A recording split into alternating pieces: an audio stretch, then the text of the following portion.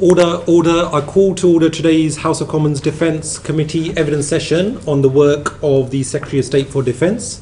May I say it's a pleasure, Secretary of State, to have you back in front of our committee. Thank you very much for making yourself available.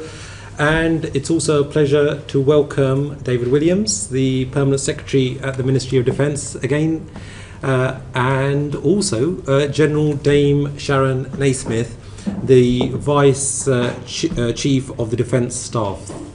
A very, very warm welcome to all of you. And at the very outset, Secretary of State, may I first of all thank your good self and the Ministry of Defence staff for their cooperation with respect to the various classified and secret briefings that have been provided to us at the Ministry of Defence building, and also the cooperation for the various visits that we have had within the UK as well as abroad. And can you also convey to your ministers for making themselves available for providing regular in-brief briefings to myself as and when there are significant developments, especially international developments. So please do convey that on behalf of our House of Commons Defence Committee to your team.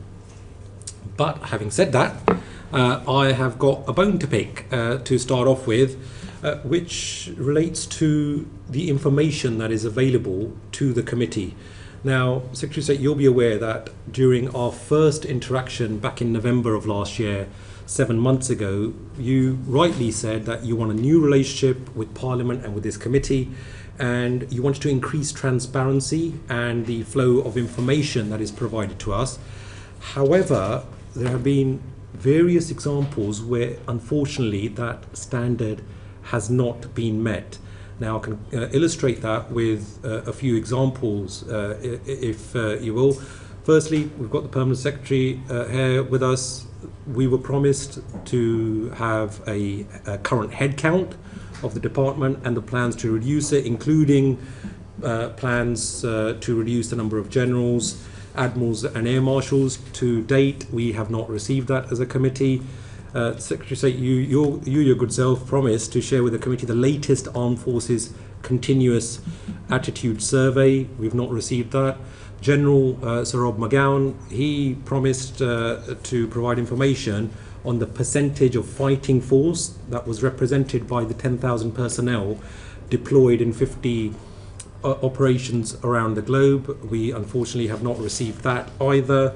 And there are several other examples, let me also bring to light our evidence session, Permanent Secretary, in December, where you promised a note on the precise recruitment pipeline timeliness, as well as Capita's recruiting pipeline, as well as a note on the Annington Homes deal. We unfortunately have not received that. In addition, the DE&S war game with industry. The reason why I'm rattling off several examples, Secretary of State, is that I know you are committed to transparency and providing information. However, you can, I think, feel the exasperation and frustration in my voice on behalf of the committee that for over 7 months we have not received those various things. And it's also my understanding that the information is ready to send to us. Unfortunately, it is being held up on account of clearance at some point within the MOD. Do you think that that's acceptable, and what can you do to change that? Well, it's very good to be with you, Mr. Chairman. Thank you for your welcome, and to your committee members. Thank you for the passion, the expertise, the challenge that you bring to defence business in the House. You had invited me to say a few opening words, Mr. Chairman. Perhaps I'll come back to that later, but let me try and deal with the series of points you've put to me at the outset. First of all, of course, I'll pass on the gratitude of the committee, the recognition that over this last year, the classified and secret briefings that you've had, the support for visits, and I hope that at least the longer-serving members of the committee will be able to draw a distinction between the level of information, the level of cooperation, that sort of degree of briefing that your committee now has access to, compared to previous defence committees that certainly Mr. Twigg served on, and how the government at the time and the department dealt with them then. I assume that you've written to me with a compilation of all those points that you've now raised. It hasn't... Basing on a fortnightly basis. If you've written to me with that compilation you've just put to me, then I apologise because that's not yet come to me, and I will respond to that immediately. But just to say to you on one or two of these things, the Armed Forces Continuous Attitude Survey, the latest version was published in May. That's available to you and your committee, just like it is to us. On the deployed personnel around the world, the most recent figures that I looked at, compared to November, I think you cited the 10,000 from General McGowan. It's somewhere over 8,500 in 38 countries on 50-odd operations. Of course, we can give you, within reason, and with the caveat for clearly special forces and other very highly classified operations, we can give you what data we can on that. And if you've been waiting for that for 7 months, I apologise, and I hadn't realised. And likewise, the recruitment data, if you've been waiting 7 months for that, well, the data you would have got in November has been overtaken by the progress we've made. Still a lot further to go, but I'll make sure that you've got that recruitment and retention data, because that hits to the heart of our ability to deal with the recruitment and retention crisis we inherited after 14 years when, I have sorry to say, the previous set of ministers set recruitment targets for each of the services and missed them in each and every year. Secretary, I appreciate that response, but it would be good to get that in writing so that we can effectively do our work, because otherwise it really hampers our ability to get rid of the backlog and move forward in a meaningful way as well. But also, more generally, it has been discussed about more strategic, long-term things, namely the equipment plan. It was also agreed that last year's annual MOD report and the annual session with the Permanent Secretary, that we're still awaiting that, and likewise with the annual shipbuilding update. All of these things were discussed, and by the way, the annual shipbuilding update, that's 2.5 years ago.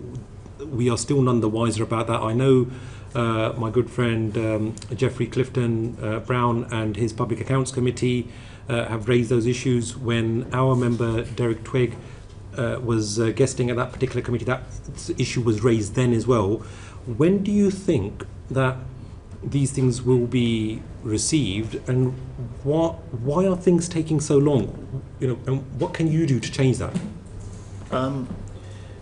Well, you asked for a more strategic view of what, as a new government with a newly elected mandate and a different vision, a new vision of defence to respond to the new era of threats that we face.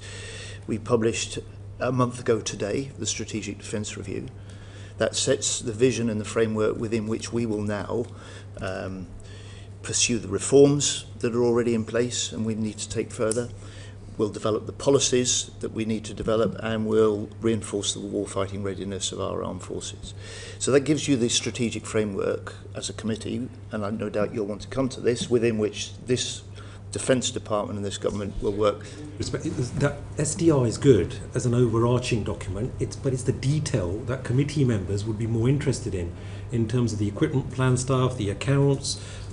I think the SDR would never encapsulate things such as the shipbuilding update. Those things are things that we need the facts and figures so that we can see progress with regards to what has been promised by government.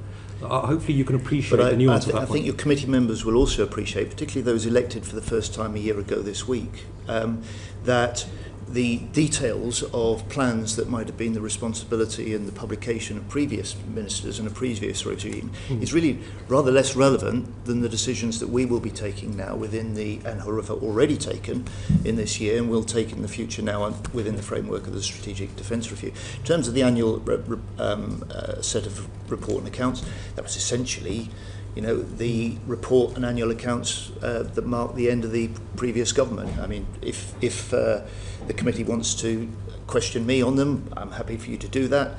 If you want to do a session where you question officials on them, of course you can do that. And then as far as the accounts and the decisions that we've taken as a government, they'll be reflected in the annual accounts and report in the way to come, in the normal possible way. So, but they will reflect in the way that the current doesn't. The fact we've got a £5 billion boost to defence spending this year. That in 2 years' time, this is a government and this is a country that we're spending 2.5% on defence for the first time since 2010. Well, look, now that I've got that off my chest and we've got certain things on record, and I hope that we will be able to get the information, and I thank you for your clarification that is something that you will hopefully get actioned as soon as possible so that we can have that information. Let's now move on to the NATO summit. Oh, sorry, yes. Before we move on, I mean, let me apologise to you and the committee for those bits of follow-up that have been stuck in the system rather than with the Secretary of State. It's not good enough, and you should expect better. It's not consistent with a very clear direction from the Secretary of State, from the ministerial team, about the importance of timely transparency to Parliament, to this committee. Frankly, for some of them, the answers when they came back weren't very good, so we've been round the boy, and then there just becomes a question of their relevance. But I'm happy to follow up on that list with the clerk and get you answers to those questions, some of which will have moved on, as the Secretary of State says, over the course of the last few months, not least with decisions made in the SDR, some of which will be fleshed out later in the year through some of our SDR implementation work. But I'm happy to commit that we will come back on those outstanding questions in the next couple of weeks at the latest. I thank you for your commitment, Mr. Williams, and it's my job on behalf of the committee to make sure that our committee is accorded that due respect and prioritisation by the MOD to ensure that on behalf of Parliament and the British people that we can do our job. But let's move on, Secretary of State, to the NATO summit and defence expenditure. Can you please update the committee on last week's NATO summit? I know the Prime Minister made his statement in the House, but specifically on the financial commitments agreed by the UK. By all means, Mr. Chairman, will you permit me a segue at this point to do what you'd invited me to do before the committee, to offer a few opening remarks, not least because you said the committee wants detail, and I can provide a list of the detail of the ways that this is a government and we as a ministerial team and department have been delivering for defence over this first year in government. And starting with the strategic defence review, because that will set the nature and the framework for the exchanges that you and I and your committee will have in the coming years of this Parliament. It represents a generational shift to our approach to defence. It represents a determination to move to warfighting readiness in order to deter the threats that we face and strengthen the Euro-Atlantic security. It is, if you like, the plan for change for defence. It's a plan to step up and lead in NATO. It's a plan that learns the lessons from Ukraine. It's a plan to boost British jobs, British business, British innovation right across the UK. And it's a plan that puts, for the first time for a long time, our defence people at the heart of our defence plans. And this is the way that we'll make our armed forces stronger. It's the way that we will make the British people safer. You may want to come on to the broader questions we face at the moment, but just for now to say we welcome strongly the ceasefire between Iran and Israel. We welcome the reports of a potential ceasefire between Israel and Hamas, and we are working to support those, and we await news of developments. But I say to the committee, on day 1,224 of Putin's illegal invasion of Ukraine, we cannot lose sight of the war in Europe and the fight that the Ukrainians are having to defend their own country. Now, in terms of the year that we've had, I would say to you and the committee, Mr. Chairman, we've been delivering on the manifesto commitments that we made on defence this time last year. The SDR published 2.5% defence investment, 3 years earlier than anyone expected. Germany-UK defence agreement signed within 100 days. An EU-UK security pact agreed. A national armaments director, post-established, recruitment well advanced. A military strategic headquarters already now established and operating. An armed forces commissioner, legislation passed, recruitment underway. NATO test completed within the 100 days, and Ukraine support stepped up to record levels now in the UK, with at least £4.5 billion in military aid in this year alone.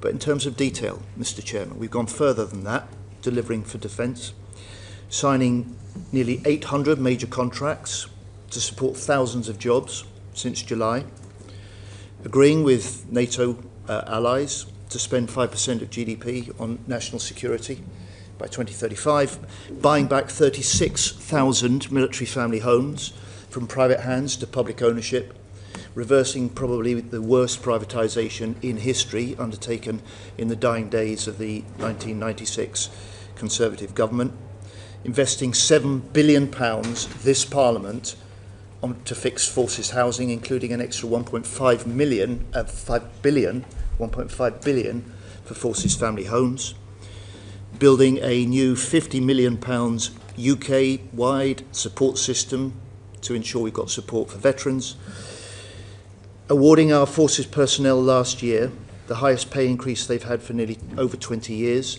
and following up this year with an inflation-busting pay rise as well. So I can sit before this committee, Mr. Chairman, as the first Defence Secretary who can say no one who serves our forces in uniform will now be paid less than the national living wage. And none of this would have been possible with the most amazing people I have the privilege to work with day in, day out, military and civilian alike, from directors to desk officers, from service chiefs to chefs to coders.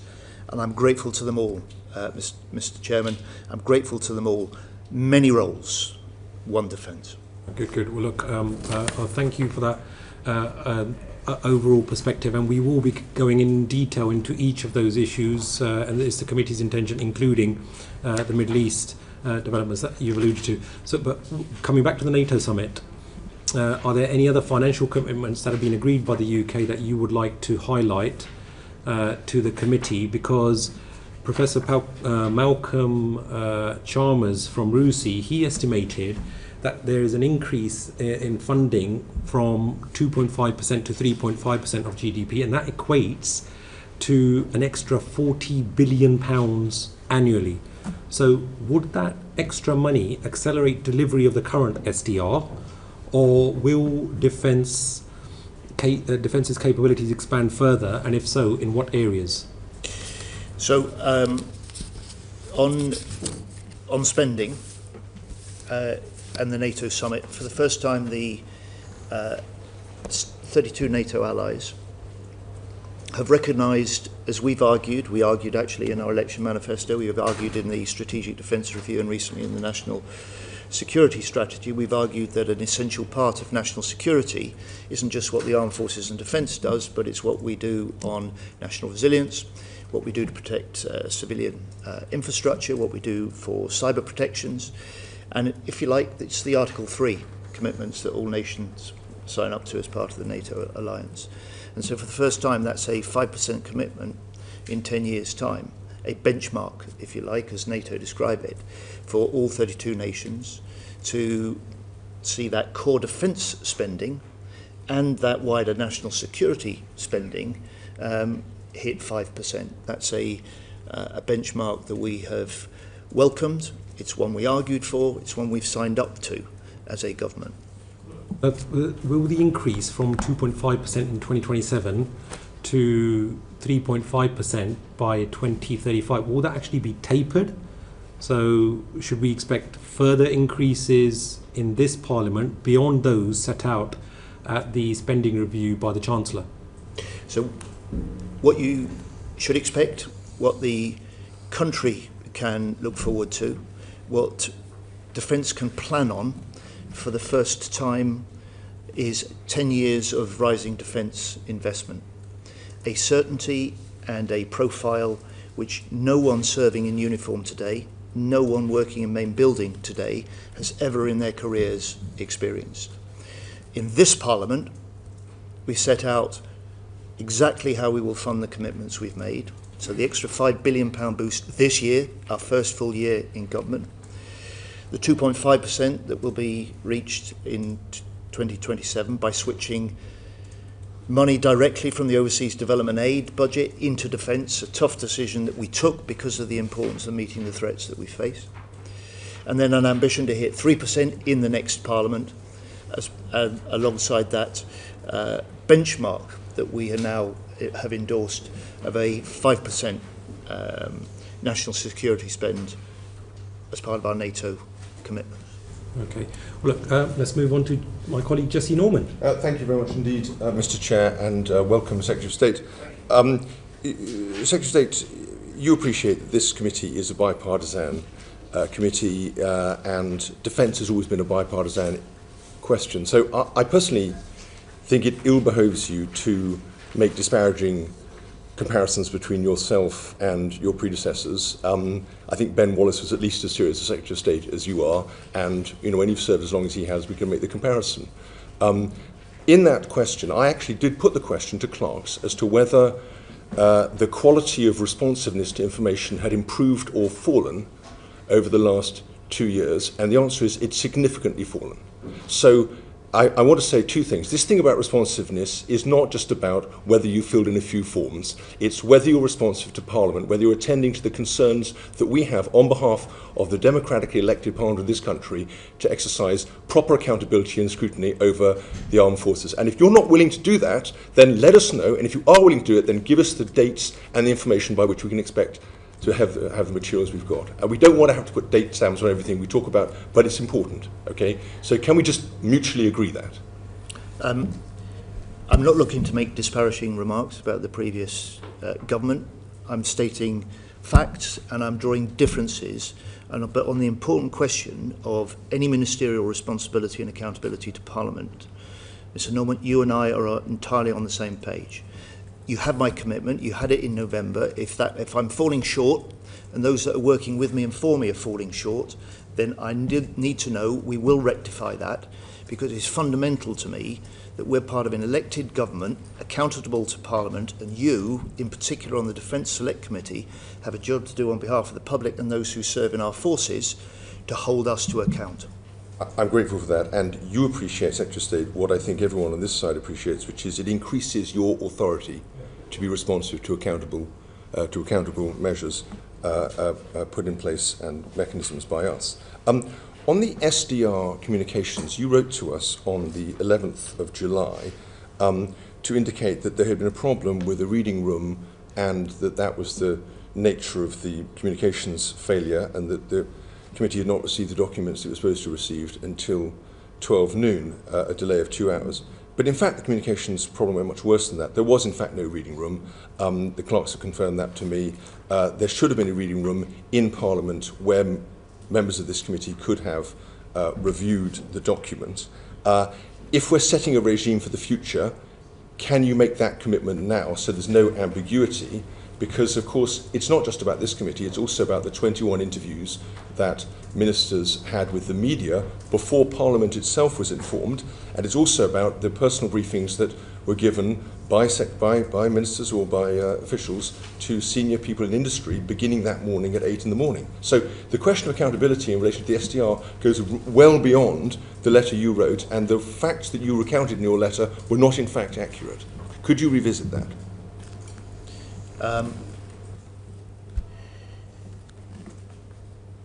I'm not, Mr. Norman, I'm actually not clear what letter you are referring to that I have written to the committee about this. It was a letter that you wrote especially back that if they were, because what was in that letter would be accurate, would be precise, and what we found when we were preparing to release the Strategic Defence Review was that the department had no established systematic procedure for ensuring that those that need and should have access in advance to something as strategic and important as the Strategic Defence Review, there was no system for doing that.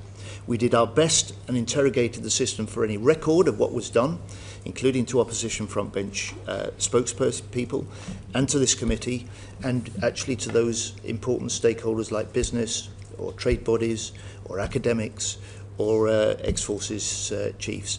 So I have now put in place, and I've confirmed this to the Speaker, I confirmed it in the House, I think last week, that I've put in place now a procedure and a system and I'm content to share a copy with the committee as a follow-up to this session for how in future, for major strategic documents like this, and I would anticipate this next for the Defence Industrial Strategy, and to apply for that, this committee, and then more importantly, more widely, those people leading on defence for the opposition parties in Parliament can expect to have information and briefing and potentially copies of a strategy ahead of a formal statement in the House, on the basis, of course, that they remain that confidentiality is confidential.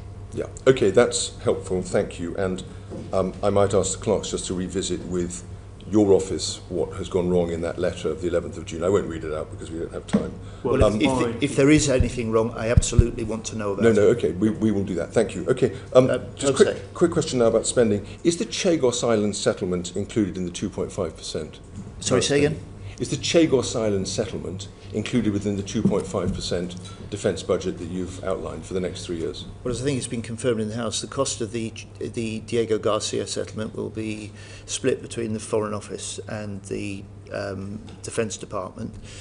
The total within the 2.5% budget that we're talking about. The total cost is over £101 million a year. That's less than 0.2% of the defence budget. At net present value, the total cost of it is £3.4 billion. That, I have to say, Mr. Norman, for something that sits at the very heart of our unique US-UK defence intelligence and security relationship, where we do things together on and from Diego Garcia that could not be done anywhere else in the world, is a profoundly good investment for this country, for our alliance, and for that sort of wider security that we can help guarantee. Am I right in thinking that Sizewell C is included within the 1.5% additional defence commitment? i.e. a civilian nuclear power station? Well, that will have. I think we're less than a week, aren't we, since the NATO summit and the agreement. The committee will have had the guidance from NATO, because I promised to send that to the chairman ahead of this session. That, by the way, is NATO guidance, has not been published at the moment, but it gives an indication of the way that NATO is looking at definitions. It does include critical infrastructure. And the whole notion of this 1.5%, this question of national security, is a recognition really of the way the world is changing. It's reflected in the SDR, that our national security isn't just about our defensive security now. You have to take in our cyber security, our energy security, our border security, all arguably things that the public recognises as important parts of a country that is safe, a country that's resilient. So those sort of decisions will come in due course. I can't give you a firm answer now. I can only point to you what the NATO guidance at the moment has been set out. That's helpful. A week ago. In the spending review, current spending in MOD increases by 0.7% a year for the next 3 years.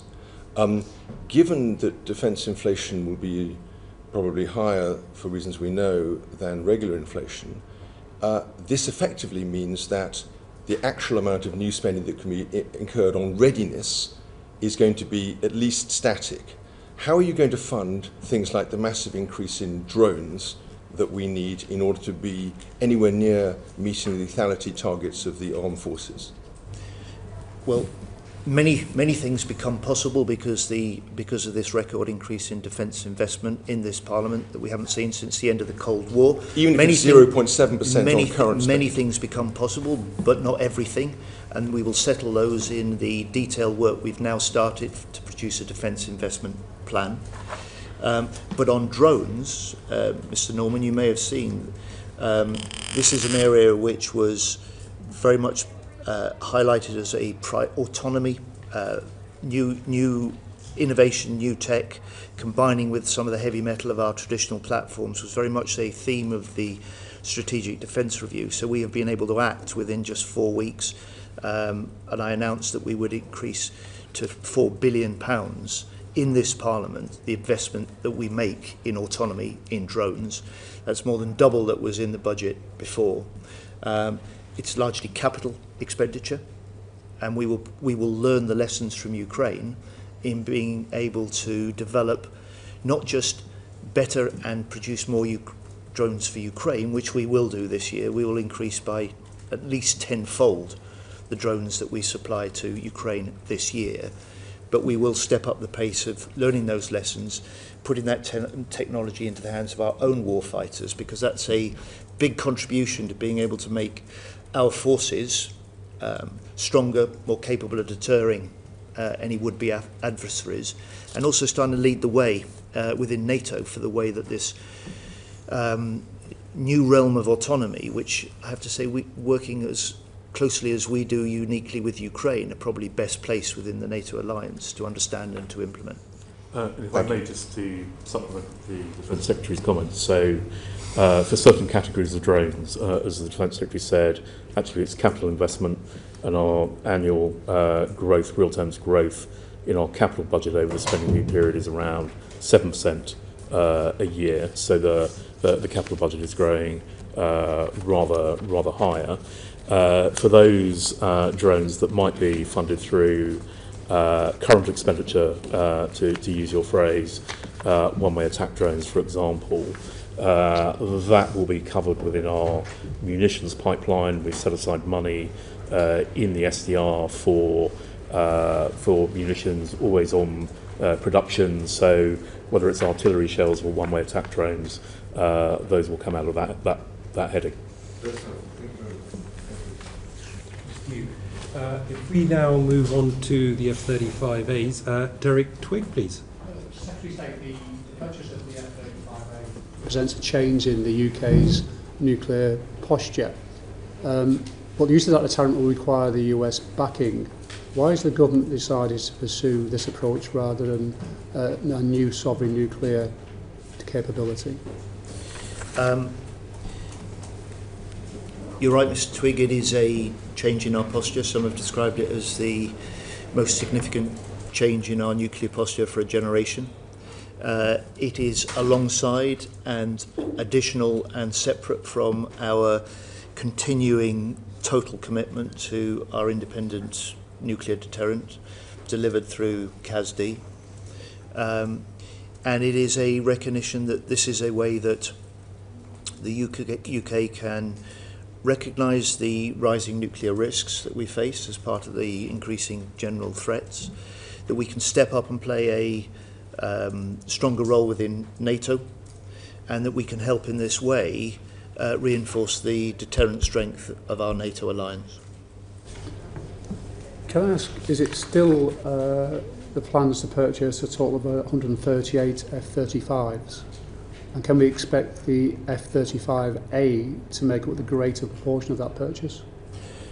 So we've done nothing to that sort of ultimate 138, that 138 figure. The immediate, when do you expect the immediate next tranches of F-35 purchases total around 27, and we will swap in the purchase of 12 F-35As for what would otherwise have been 12 of those 27 35Bs.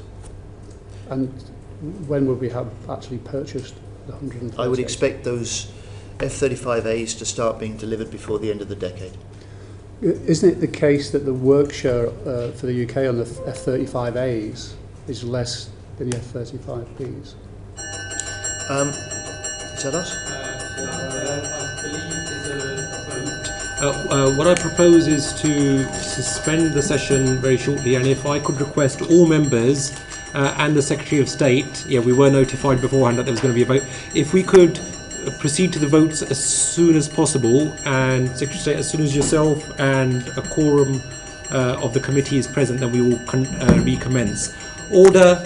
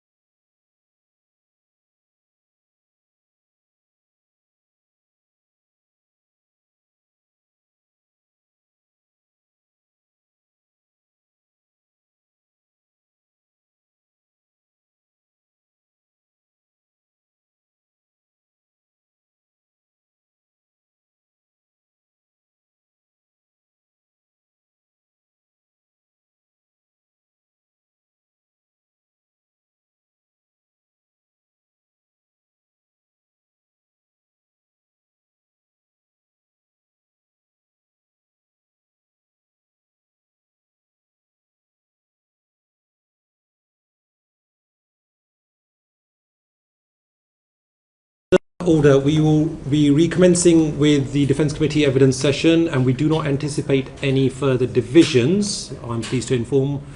So he says, touch wood. Back to Derek Twigg, please. Secretary says, as I was saying, that I think I was talking about the work show in terms of the A's and B's, and it'll be less on the A's. Can you just say something about that? Because obviously we want to give as much work as we can to our industry.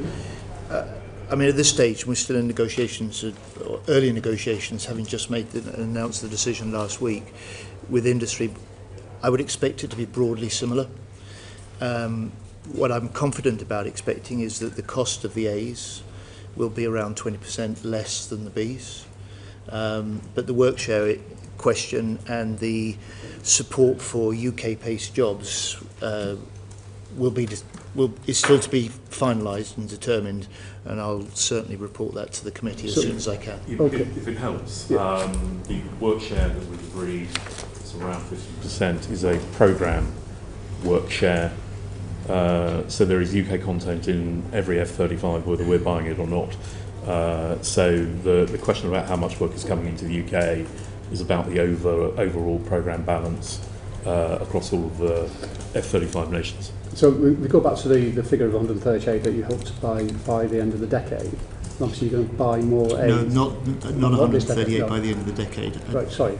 I said our plan for the next tranche totals are 27, and that within that I'm planning now, as a result of this decision, to swap 12 of that next purchase of 35Bs for 35As. So to come back to the question, I expect those to start being delivered by the end of the decade. Just to be really clear on that. So and repeating do myself. not have a date when we'll have the whole 138. No, you don't. So I mean, at the moment, for instance, Australia's for about 90, haven't they?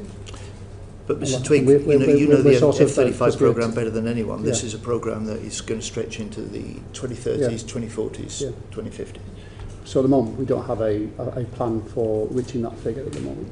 No, no, I'm just, to be really clear, look, the fresh decisions as a new government within the context of the Strategic Defence Review, reflecting this, as you said, a significant change in Britain's nuclear posture with the 35As, will be decisions that I take in the context of the next few months and the Defence Investment Plan, which we will complete and publish in the autumn. On the basis of the Defence Industrial Plan and obviously maintaining a strong defence industrial base, what does that say for the future of Typhoon purchases? And what's the plan?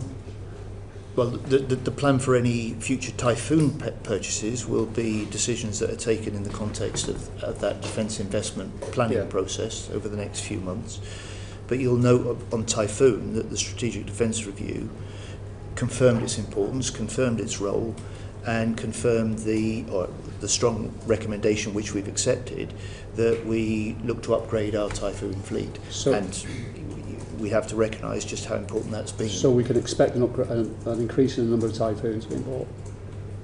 The SDR recommendations were about upgrading our Typhoon fleet. Decisions about if you like, I'm talking about being new. I'm trying to find a way of answering you. So the components and composition of our future combat air requirements and purchases and sequencing, which will cover F-35s, Typhoons, and any other developments, will be made in the context of the defence investment planning process over the next few months. So I can't, just to be clear, I cannot give you that answer now. So what I can point you to are the recommendations made in the SDR that I've said before will be the framework and the vision within which we will look to develop defence. So just for clarity, including our combat air capabilities. You cannot at the moment give any commitments or be clear that we will purchase more Typhoons as of today. I've said I've made clear what the recommendation is. I've made clear the period and the process within which any decisions like that will be taken, and they won't just be isolated decisions. They'll be in the context of the budget profile that we have available for the first time, as I've said to the committee, a certain decade of rising defence expenditure, but nevertheless some significant pressures in these next 2 years, because we're still dealing with an overhang of a previous period, without being disparaging and stating the facts, Mr. Norman, of a programme which this committee is as well aware of any, was too often over-ambitious, over-committed and underfunded. Okay, Chair. Thank you. I believe Martin wants to come in on the 35s as well. Thanks, Chair. Just very quickly, Secretary of State. So with the purchase of the F-35As, we're effectively talking about ending up with only broadly 90% of the carrier variants of the F-35s that we were going to purchase. So with this decision, which I support, does this in any way impact on the capabilities of the carriers and their ability to deploy full air wings and all that kind of stuff? Thank you for your support for this, Mr. Martin, and note and welcome that. Look, if I can refer you again to the Strategic Defence Review, what that recommends and what that points to, and what we will started to work on already, is the development of our carrier capabilities that isn't just about the F-35s on board. It's to develop Europe's first hybrid air wing off the carriers within NATO. And so some of the more advanced capabilities are likely to be developed through the autonomy, some of the missile technology, as well as the additional F-35s that will be part of developing our carrier capabilities for the future. Can I help? Can I?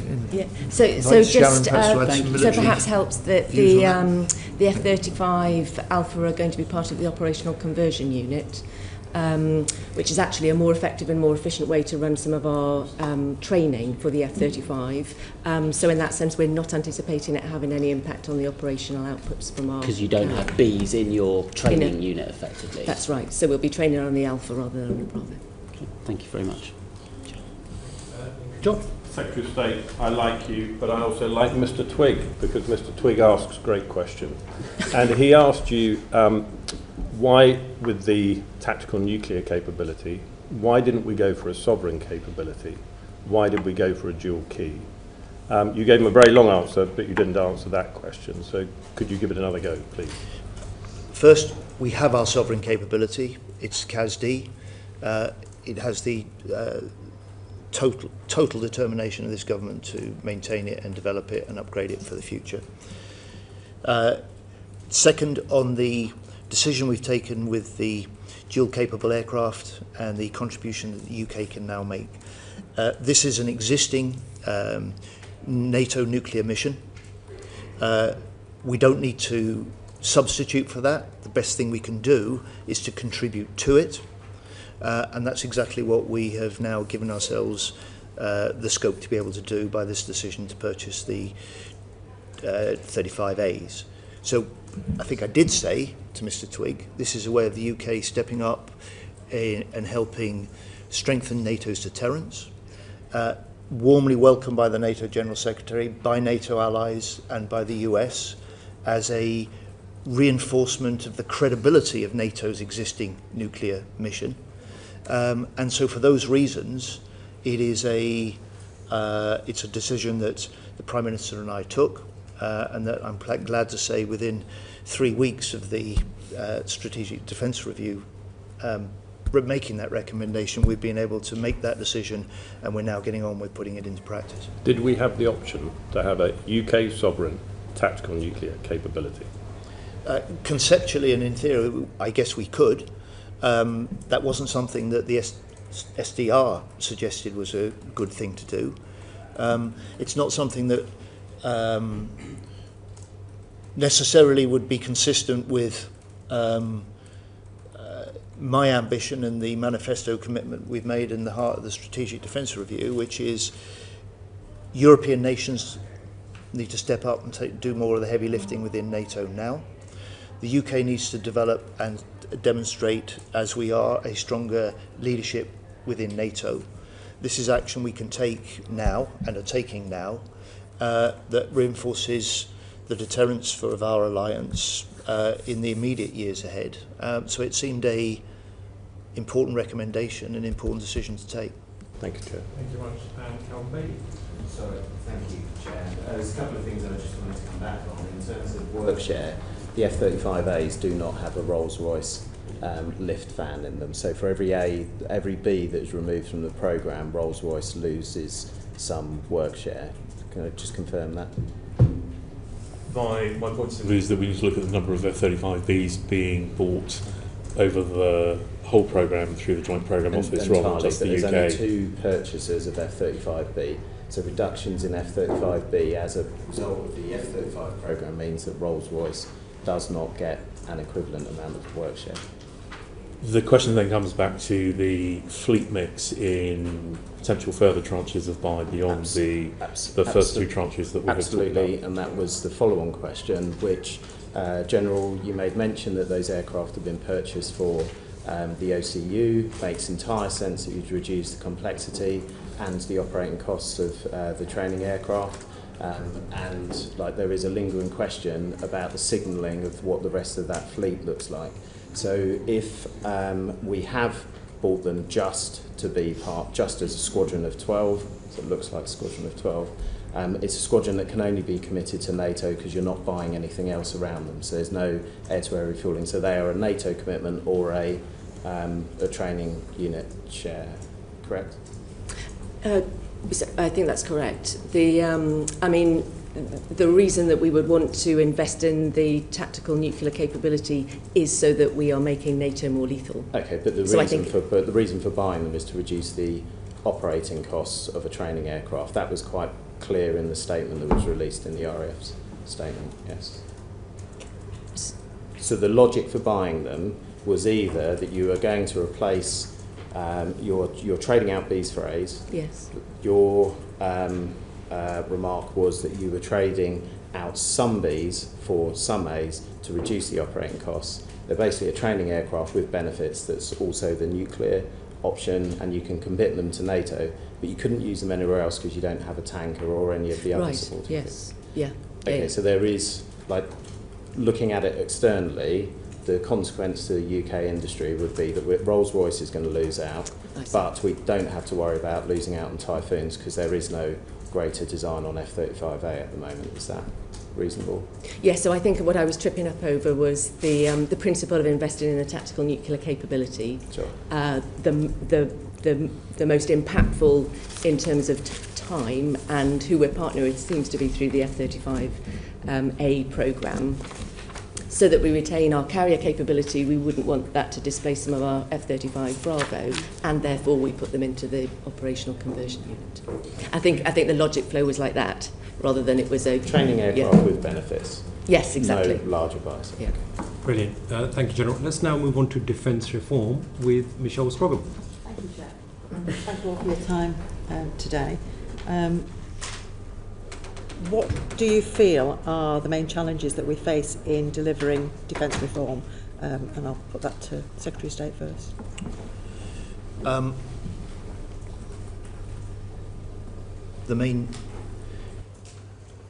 think the main challenge at the outset is to have a clear vision and a sense of what needs to be changed. I tried to develop that in opposition. We made commitments in the manifesto which we've now got in place. But in the end, the main challenge of defence reform is that it is never complete. And it requires a strong leadership right across defence, including and in particular the leaders of the 4 main areas that we've now established: the NAD Group, National Armaments Director Group, the MSHQ, the Office of the Department of State, and the Defence Nuclear Organisation, as well as the political leadership. But it has to be pursued with just relentless attention. And in political terms, it is something that brings no front pages, no photo opportunities. But it remains my view, 1 year into this job now, unless we drive further with the reforms, unless we deliver them during the course of this year in this Parliament, we simply will not do and be able to deliver what's required of us to meet the objectives in the Strategic Defence Review and be able to say to people, look, in Britain here we're investing more in defence, and here you can see the benefits, and we carry that opinion with us. And if I can direct that to Mr Williams as well. Well, I'd rather talk about the opportunities, actually, of defence reform. So the programme is looking at structures and processes and, critically, at people, ways of working, the relationship between the four areas of the department that the Secretary of State has set out. And I think the opportunities around much clearer accountabilities and responsibilities, around delayering of our process, simplification of our process. There is a bit of an MOD culture that if a decision is worth making, it's worth making 5 or 6 times. We quite like to make it once and then get on and deliver and implement. And the reform programme is really, I think, integral to that. It's absolutely integral to the delivery of the Strategic Defence Review. If you think about the ambition around investment in capability at pace to meet the threat that the country and our armed forces face, if you think about the changed relationship between the department and industry, if you think about the way in which we want to foster innovation, the kind of reforms that we're setting out through this reform programme are absolutely critical to delivering it on the ambition in this SDR. And of course, in a reform programme, you have to make sure you've got that vision, you've got the processes right, you've got the implementation emphasis there. It's definitely about leadership, communication to make sure that the whole organisation has got it.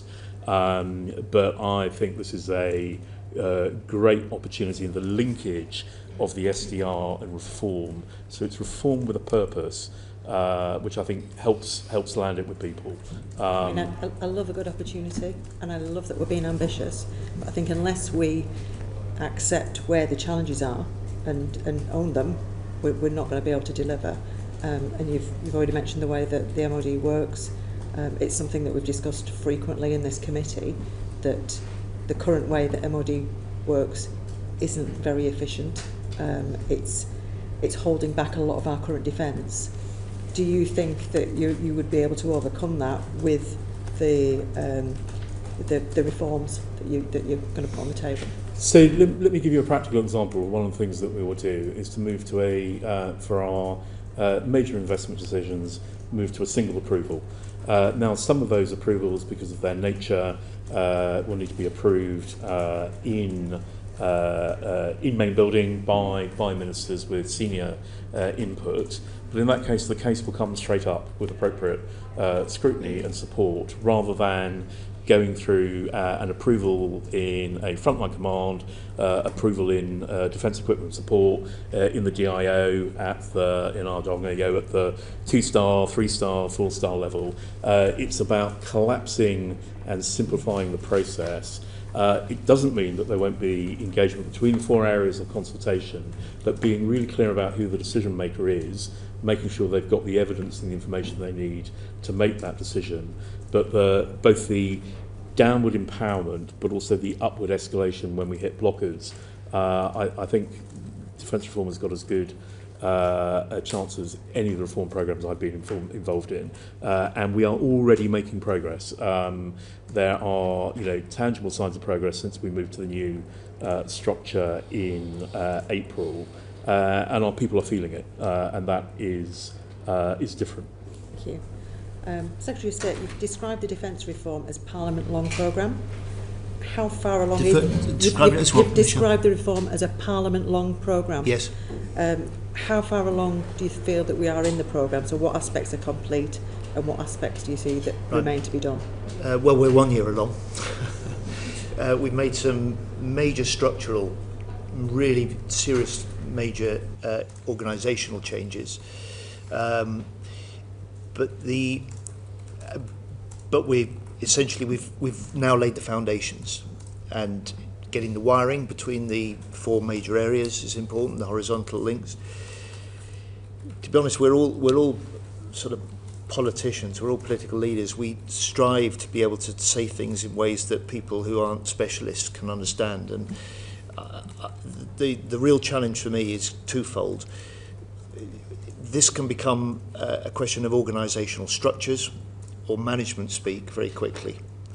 And unless, for me, we hold one of the principal purposes of this reform, which is to get better, faster kit in the hands of our warfighters, in other words, what we want to achieve through that in mind, then we won't succeed.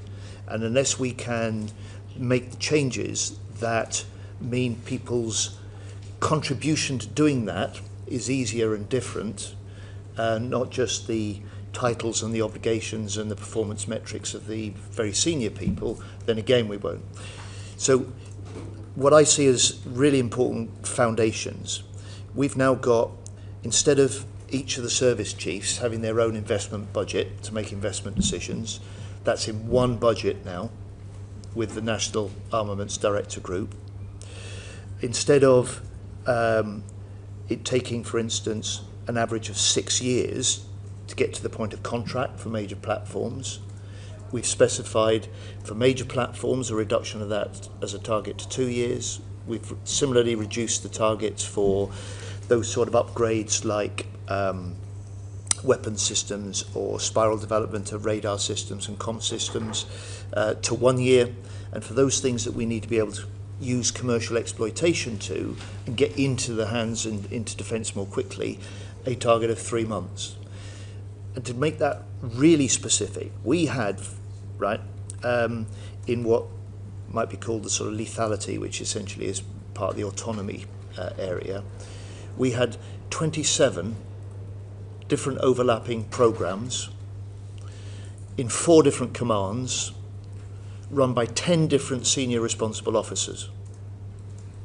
We've now got one program, one SRO, and the potential for being able to make technical specification decisions, but most importantly to be able to say, take procurement decisions that are in the round rather than fragmented, and to draw in industry who've got the capability of creating solutions that we can't necessarily, with all due respect, either in the Department of State or in the military necessarily come up with. We certainly can't do it as politicians. We've got the chance to do things differently, we've got the chance to do things better, we've got the chance to do things quicker with that purpose that we're here to strengthen our armed forces. And part of that is getting better kit more quickly into their hands that keeps up, in particular with the accelerating pace of technology. Because if we don't do that, we can see from the way that Russia, China, Iran, our potential sort of adversaries, those that combine to threaten us, they are doing that. You've mentioned the National Armaments Director, and you've also said that it'll help defence become an engine for growth, something that I really appreciate within Barrow and Furness, that is something that's actually working there. How much priority do you expect the Director to give to developing UK defence industrial base whilst making the acquisition decisions? It will be a hardwired major criteria in any investment decisions that we take for any of the capabilities or technologies that we purchase on behalf of the British taxpayer. In other words, and this committee has probably heard me say it before, we will look to direct more of the British taxpayers' investment in defence towards support for British businesses, British jobs, British innovation, British technology. And to be appointed?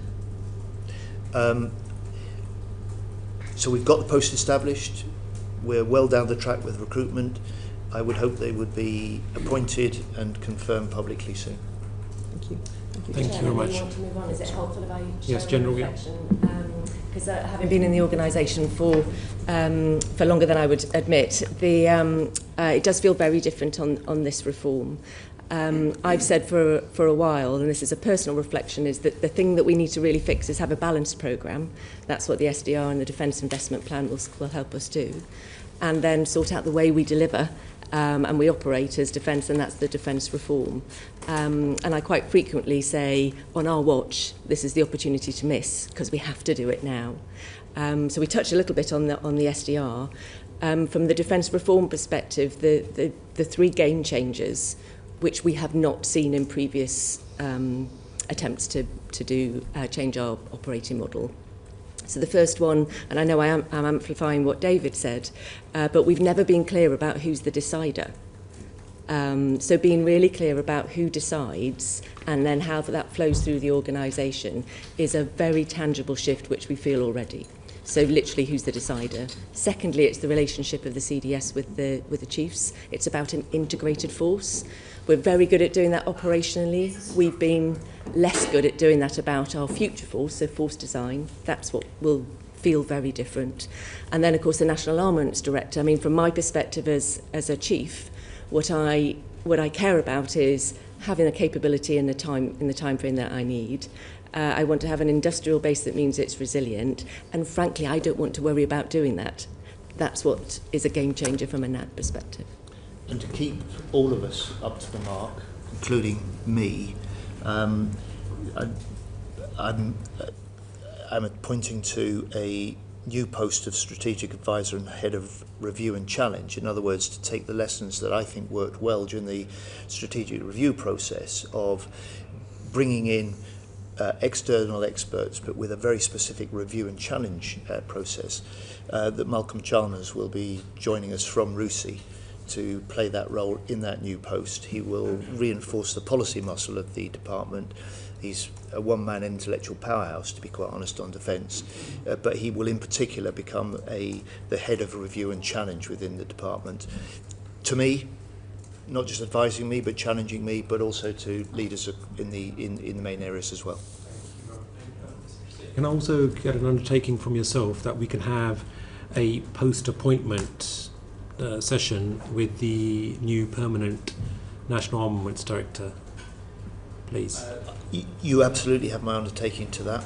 Good. And although I don't at this point want to tell them that in case it puts them off. Right. But I'm sure they will welcome it. Thank you very much. I'm sure they will. Also, just to say that there's quite a lot of ground to cover. So my request to members is to please make questions as succinct as possible, and also to our esteemed panelists to make those responses as incisive and as concise as possible. And a perfect example of that is Lincoln Job. Just on the back of the defence reform and the drive to speed things up, obviously getting defence export licences has ground to a halt pretty much within the last 12 months. It's much, much slower. Defence companies in my constituency tell me. Would the department, as part of the reform reorganisation, consider making a bid to take the granting of defence export licences in-house under the National Armaments Director, so that the export side of NADS's job is made quicker and more efficient? You'd have to work harder, Mr. Jupp, to convince me that in principle that's a good move for this reason. There is in my view, there is a merit and a credibility in having a regime that is the responsibility of a different part of government, if you want it to be an exports licensing regime that is properly conducted. I think you need that separate from the part of government that will, from this point on, be responsible for driving and increasing this country's defence exports. Because one of the recent machinery of government changes that has been confirmed, one of the recommendations in the Strategic Defence Review, and one of my ambitions has been to create a Defence Exports Office. That will now is being set up. It's being set up in defence, and it will be composed of great people from DBT, experts from within defence. It will link with the network of representatives we have right across the world, but fundamentally it will enable us to reflect the reality of the world now, which is that many nations don't simply want to be high status customers buying kit from us. What they're looking for is a partnership and a defence and security relationship. And so therefore at the heart of this needs to be a government relationship. And my experience I've reflected over the last 12 months is that for the really big potential export campaigns run with British produced kit, the role of ministers, the role of government is so much greater than I think I'd appreciated, but we have to reflect that if we want to be more successful. Thank you, Chair. Well, thank you. Thomas. Thank you, Chair. Secretary of State, you're very committed to innovation, enhancing and modernising our capabilities. That's clear in the SDR. Part of defence reform, you've created and established UK Defence Innovation, UKDI, which you announced some months ago. And there was a press release yesterday about that. Just some detail on that, if I may. Who's that going to report to directly? That will be within the NAD group. And who will it report to? Will it be the NAD? It will report to the NAD. Directly to the NAD. Okay. And the NAD, in terms of ministerial portfolio, that I assume belongs to the Defence Procurement and Industry Minister. Would that be correct? No, the principal accountability. Listen, in terms of ministerial portfolio and responsibility, the minister that will work most closely and that day to day will do much of the work and the holding to account the pressure on delivery will clearly be the Minister for Defence Industry and Procurement. But fundamentally, the four leaders of the NAD group, the MSHQ, the department and the Defence Nuclear Organisation, I meet them regularly. I meet them regularly as individually. I meet them regularly as a group. And there is the formal accountability to the Defence Board, but there's the working strategic accountability, in my view, to me as Secretary of State. So if you were running UKDI and you were the person in charge of that, which will be a 2-star or 3-star? No, we're standing up the organisation now. It'll be fully in place in about a year's time, and we'll look to recruit ahead of UK. Okay, so not clear yet. So if you were running UKDI, and we'll settle those questions as we go into the field. For what we need is a really first-rate leader. And so if you were running UKDI and someone asked you a question, who do you see as your political champion? Who is the politician, elected politician, of the people in the defence team, elected? Who is driving this and championing this agenda for you? Well, Mr. Thomas, if you were applying for the job, let's just imagine, because you've got an interest in, if you were applying for the job and we were having, say, a fireside chat about that, I would say, look, you've got an opportunity here. You sit within the NAD group. You're at the cutting edge of what our forces need. You're at the cutting edge of where the real impact on British industry and British jobs go. And this is a post that has been jointly developed and jointly announced, actually, this move by the Chancellor and the Defence Secretary.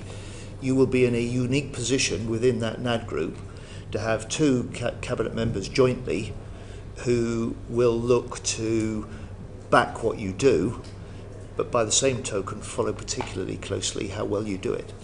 Sure. No, we all understand that the Chancellor is very supportive of the defence agenda. I meant more within the defence team, and particularly by comparison to the American model, where DIU, Defence Innovation Unit, of the Department of Defence in America, reports and is championed by the Secretary of State, and was established and personally championed by previous Secretary of State Ash Carter. And a lot of people, when you chat to them, say that is why it had success and the ability to actually drive adoption and innovation in the US model. And there are some fears, as you will know, Secretary of State, that UKDI as a concept will be buried in bureaucracy quickly unless it has a political champion who is named and identified. Look, I'll take that, as, if I may, as a sort of point of design as we set the organisation up, as we point the head. But simply to say, to reflect the conversation earlier with Mr. Croghan, this is bringing together what at the moment is fragmented programmes, fragmented responsibility for defence innovation. It's an opportunity to consolidate that, give it fresh leadership, and take it into areas that we've just not touched before. Great. Thank you very much. Jesse Norman. Thank you, Secretary of State. It's been a very interesting conversation. Just to follow up on this, but obviously the NAD, from your point of view, is going to be a powerful driver of procurement, improvement, rapidity, and change. How are you going to set up that office? Because one could have two worries, right? One would be they're just going to main building, after which the waters will close and you'll never see them again. Or the second might be that they're going to go down to DNS and somehow be dislocated from the Whitehall machine. How are you going to manage that so that they have the requisite authority but also the purpose and the drive to meet your needs? I think the requisite authority lies in the construct of the post, the range of responsibilities within the NAD group that it has, and within that is a post that will run DE&S. So it's not somebody that will do that job at the same time.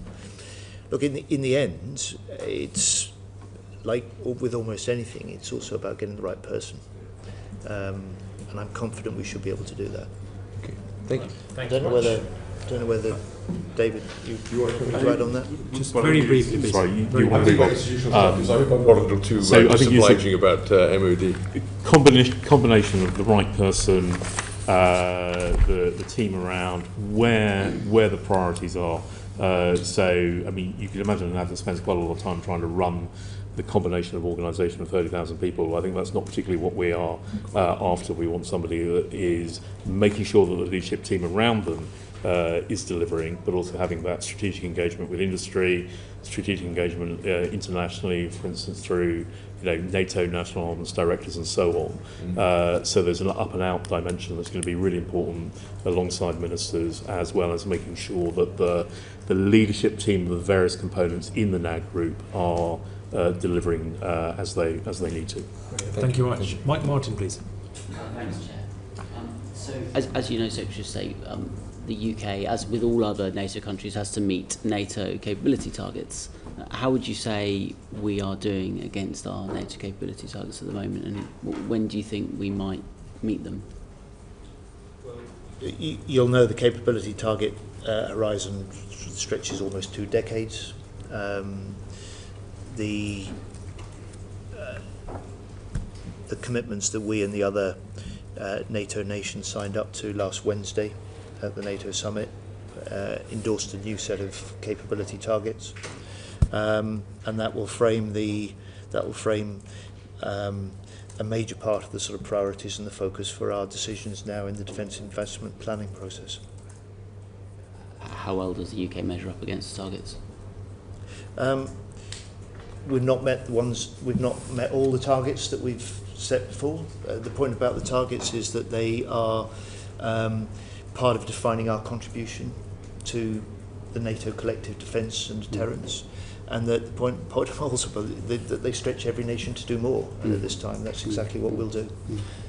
So I mean, you've probably heard the same thing that we have. And, we've received briefings that some of our NATO allies are concerned about Britain's ability to meet those, particularly when other NATO allies are also failing to meet theirs. And of course, the beauty of the alliance is we all, work for each other in collective defence. But of course, if we're all falling back on our capability targets, it leaves us exposed because each one is expecting the other to step up. Could I just pick one thing from the Strategic Defence Review? And I'm paraphrasing slightly, but on the section on land power, the SDR said that we should be providing a core headquarters and 2 divisions for the ARC, which is one of NATO's 2 strategic reserve corps. How would you say we're doing on that target? Well, first, the capability targets are exactly what they are, targets. They're designed to push and stretch. They do that with all our nations. They're doing it with us. They're an important part of our drive to transform and modernise what we can do. I don't know if General Naismith, maybe you want to deal with this particular question, but just, Mr. Chairman, you'll know that NATO doesn't publish capability targets. It doesn't publish performance against capability targets. It doesn't publish, therefore, the new set of capability targets that flow from last week's summit. But if the committee would like a briefing on the capability targets that we have accepted as in part the definition of how we will in this period ahead look to contribute more to NATO, then as a follow-up to this session in a way that it's not possible to do, Mr. Thomas, in the open session like this, to answer some of the questions that you've got. If that could be facilitated. Thank you very much for but that. On the specific, did you want to start? Super short one. So perhaps to reinforce that we're very clear-sighted on the commitment to the capability targets. They are absolutely to be delivered over time, and we recognise that there is risk against our ability to meet some of those capability targets. The work of the Defence Investment Plan will, of course, be to work out how we prioritise and sequence those areas of risk to address them most quickly. We're also very focused on what Sakura, of course, has said to us as the priority things that he wants us to deliver, of which the Reserve Corps is one of those things. CGS, I think, has been very clear about how his intent to deliver against that ask. And much of what the SDR talks about is how to increase lethality. And actually at his land warfare conference, he talked in some detail about his vision for how to change lethality. So less about the input structure, more about the output of effect. That's what we need to demonstrate to NATO and for other NATO nations to do the same. Thank you. And it's actually a great segue to my last question, which is really about the philosophy of the SDR. Because the SDR is about a transformation of defence to a hybrid force and increasing lethality, and you know, I think in conceptual terms it's a great document. But in reality, with the resource profile, the inputs of course do matter, that we're really only going to realise that vision beginning in the 2030s, yet everywhere we hear from the Prime Minister and the National Security Strategy, everywhere we hear that the threat is now, you know, we are ready to be, you know, we should be ready now. We are being attacked in some domains every day now. And so I guess my question is, we've made a choice there, which is to transform our military forces and deliver effect in the 2030s, but is not the threat now. And I wonder, Secretary of State, if you could just speak to that dilemma and why you've chosen on, sorry to use a cheap phrase, but jam tomorrow rather than jam today. The SDR sets out a vision, a transformation, as you say, for the next 10 years and beyond. You can crystallise it essentially in the planning, equipping, training, deploying as an integrated force rather than separate services, and doing so in a way that brings the power of new technology, AI, autonomy, drones, alongside the heavy metal of what we've already got. Let me segue to your question from your previous question. I would expect the capability targets that we settle in 2029, after the cycle of 4-year review, to look different to the ones we've signed up to today.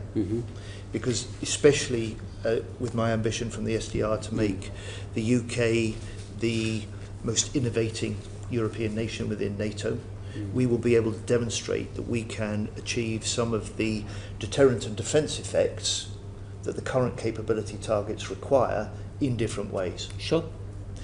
And it isn't jam tomorrow. It's the SDR is a 10-year and beyond period. And the question is, what can we do now? How do we sequence the period over that? And I think the fact that we've been able to produce the strategic review just a month ago, but we've already been able to say, right, we'll set up, and we started to do that, a cyber and electromagnetic command. The fact that we've been able to commit double the budget to £4 billion for autonomy and drones in this Parliament alone, that we can invest in this Parliament £6 billion for munitions, including new munitions factories. And I could go through a list of the decisions we've taken, the action that we can take, that we can get underway now, not in the early 2030s, but clearly we can't do everything at once. So you'd argue there's some jam today. Thank you. Jam and Marmite today. Thank you very much. There's, as I mentioned, a lot of ground to cover, so I just want to make sure that all members get the opportunity. Lincoln Job, please. Secretary of State, was the US's recent military action against Iran legal in the view of MOD lawyers? Look, that sort of legal advice isn't public or disclosed. Look, the we are totally at one with the US and with a number of other allies that Iran can never be allowed to develop a nuclear weapon. The US struck those nuclear targets. We've now got a ceasefire in place. We welcome that. The challenge now, and this was part of the discussions that the NATO nations had last week, was how do we build now on that to make sure that we get a diplomatic process and lock on Iran, because as the Prime Minister has argued, in the end the only way to secure a sustainable, verifiable situation in Iran where they can't try to reactivate a nuclear weapons program is to do that diplomatically. So if we're totally as one with the US, the phrase you just used, why can't you say publicly that you support the US's actions? I welcome the situation we're in now. So you're prepared to welcome the ends but not the means? Including the fact that we have a ceasefire, we have a degraded, if not destroyed, Iranian nuclear weapons program. But the way of securing that, and the arguments that now President Trump is leading and we're supporting and other allies are, is to say to Iran, look, we need to negotiate for the future now, future for your country, but the future that involves no nuclear weapons program being re-established in your country. And when you speak to your opposite number in the US, how understanding are they about the fact that the government haven't been able to support them publicly? The UK and the US, as we have been for decades and we were under the previous government, are and absolutely remain the very closest defence, intelligence, security allies. We continue to do things together as two nations that no other nations do. And that relationship is very strong at a military level. It's strong at a political level across the realm of defence as well. Thank you, Chair. Thank you very much. Calvin Bailey. Okay, thanks very much. We've heard about defence reform and how the governance model makes sure that someone is identifiably in charge. PUS, under this new model, you and CDS will sit as two, or VCDS will sit as two on the quad, correct? Yeah. Okay, good. So could you explain how the quad is functioning for strategic leadership as a strategic leadership body now, and how it interfaces with operational and security issues such as the Bryce Norton security breach? Yes, okay, so I would describe the Quad as a leadership group. So it brings together the CDS, me, National Arms Director, and the Chief Defence Nuclear. It's not formal governance, so we all sit on the Defence Board with ministers, with non-executive directors, with other members of the executive team, and we have a formal executive committee that is the senior sort of governance at official level within the department. So I just draw a distinction between governance and leadership. At the moment, and accountability, critically. We heard earlier that someone is very definitely in charge now. That is something that you enjoy. So someone is very definitely accountable, and there should be an accountability process or risk management process that goes along with it, correct? yes, and that so process... Can you explain that to me?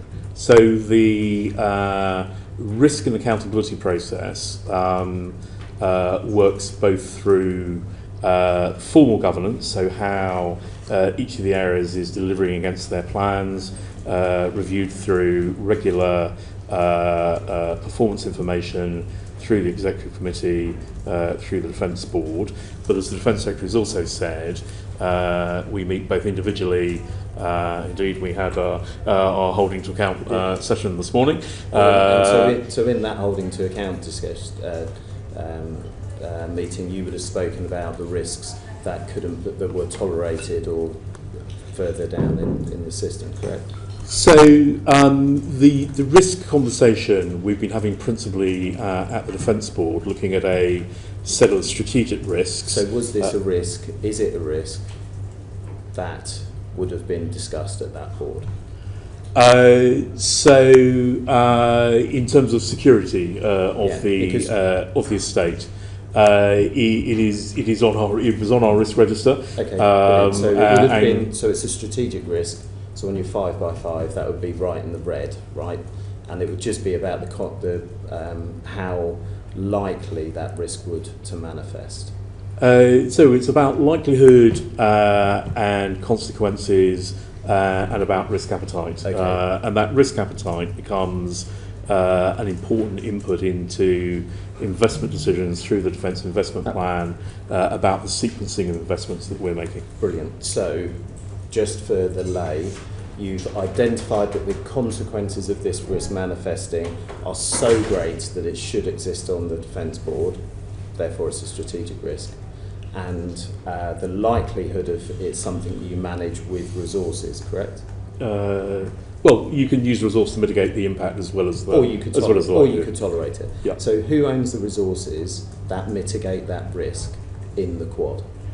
So for security of our built estate, the security policy, the parameters within which the department operates, is owned by a team that reports to me within the Department of State. Because only you appear in the Quad. So you would be accountable for either tolerating or mitigating that risk. For our policy on security, delivery against that policy, including aspects of sequencing, then sits out with the owners of the individual bits of the estate. So I assume in the meeting this morning you said, Secretary of State, at Bryce Norton, I have a risk that's a strategic risk that is highly likely to happen.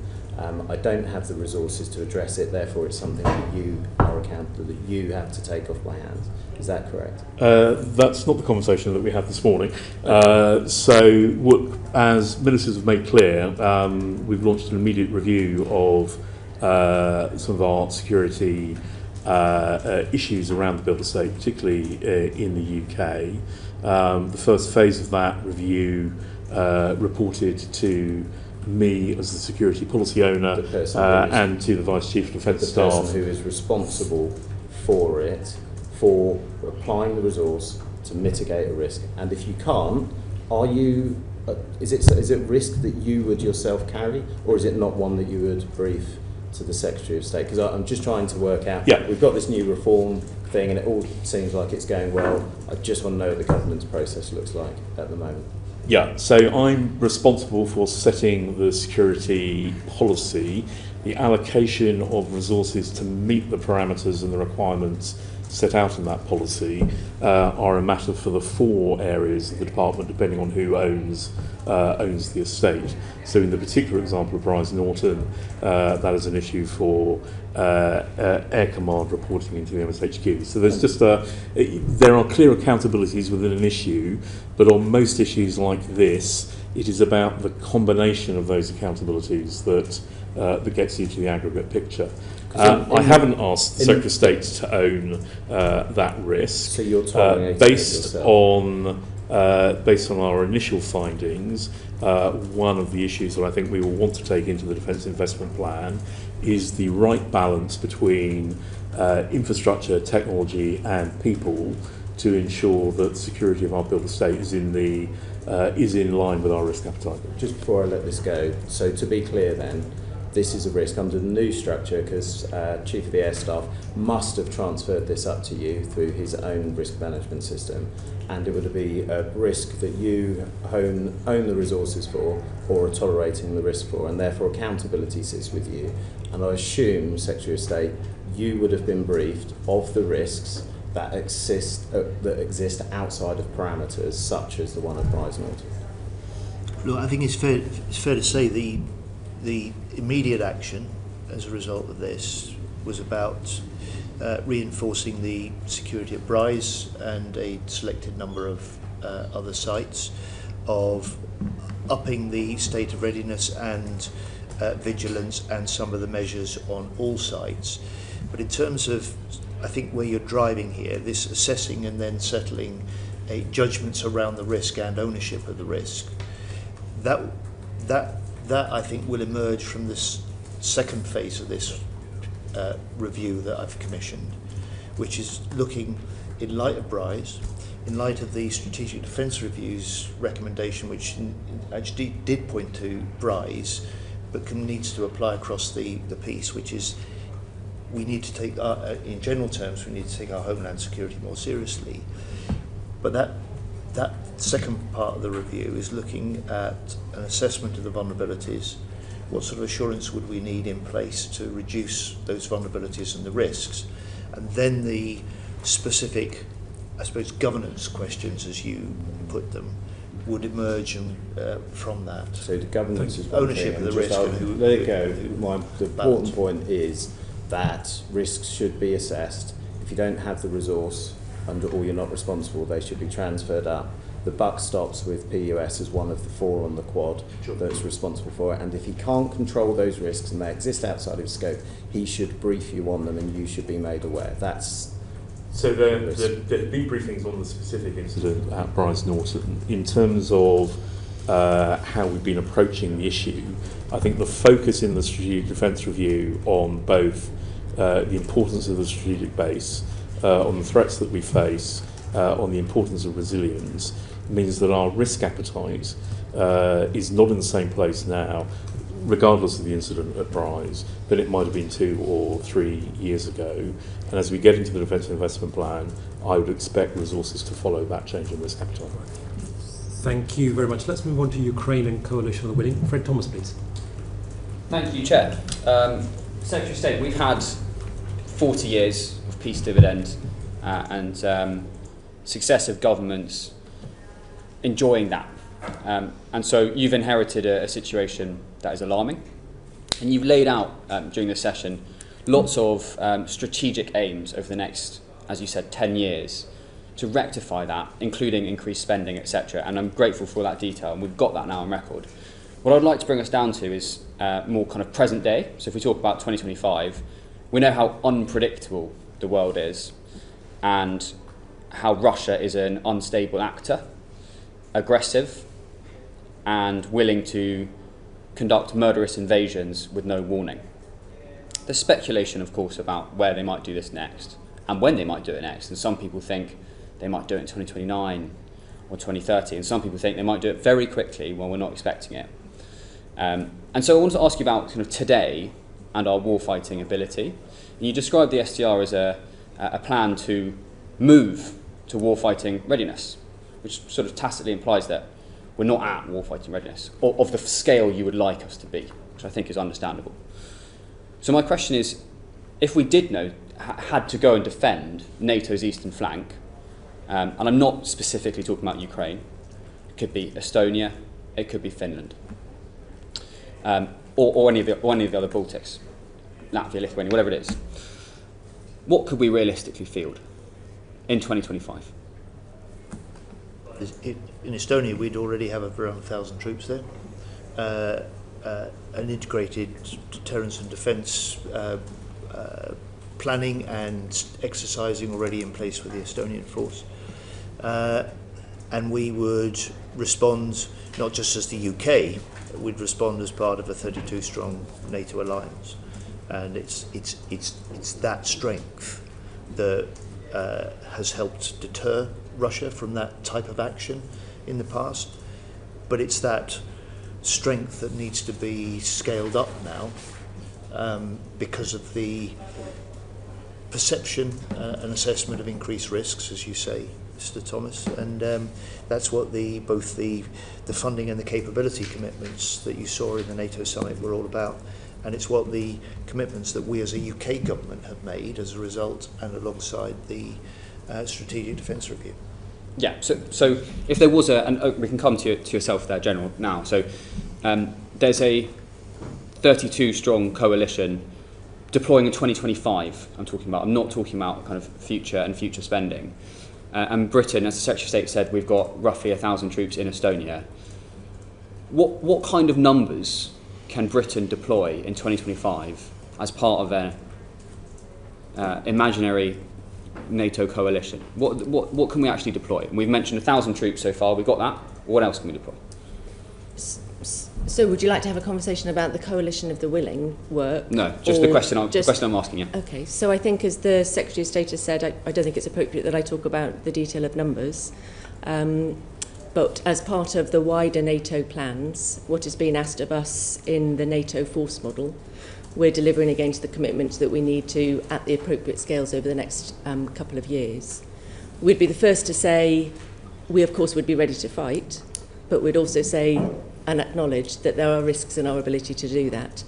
And everything that we've talked about so far in the Defence Review and indeed the reform is about making us more lethal and stronger as part of a stronger NATO.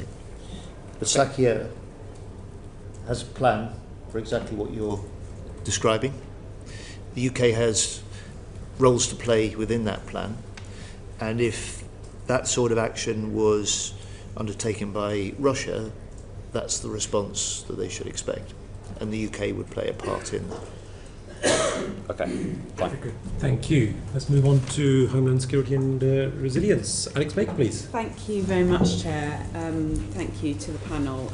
My community, Aldershot, obviously plays a role in Homeland Defence and Resilience with the HQ of Standing Joint Command in Aldershot. So I'm interested to ask you, it was great to see a focus on that in the SDR.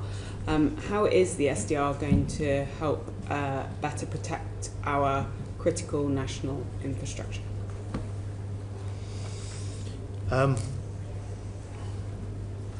you're not talking about the Aldershot base in particular, you're talking about civilian critical infrastructure? I'm talking about the national context. How are we going to support critical national infrastructure? So I would say, I think for the first time, the Strategic Defence Review for us, certainly since the end of the Cold War, has underlined the potential vulnerabilities. It's drawn attention to what we've been seeing as an increasing pattern of threat or even attacks and sabotage, undersea cables, networks, cyber attacks, at threats of sabotage on the mainland as well, and it sets a challenge to us now as a nation and as a government to be able to do that. We have a lead role to play in defence and the forces, but it's not entirely our job. We contribute to that, and that's got to be led from the centre. And that was the value, I think, of seeing the National Security Strategy follow up rapidly behind the Strategic Defence Review. And I think that starts to point the way to the challenges we've got to meet on Homeland Security. I mean, what I really like is some idea of what this looks like in practice. How do we support our critical national infrastructure? Hard to be specific at this stage about what it looks like in practice, but some of the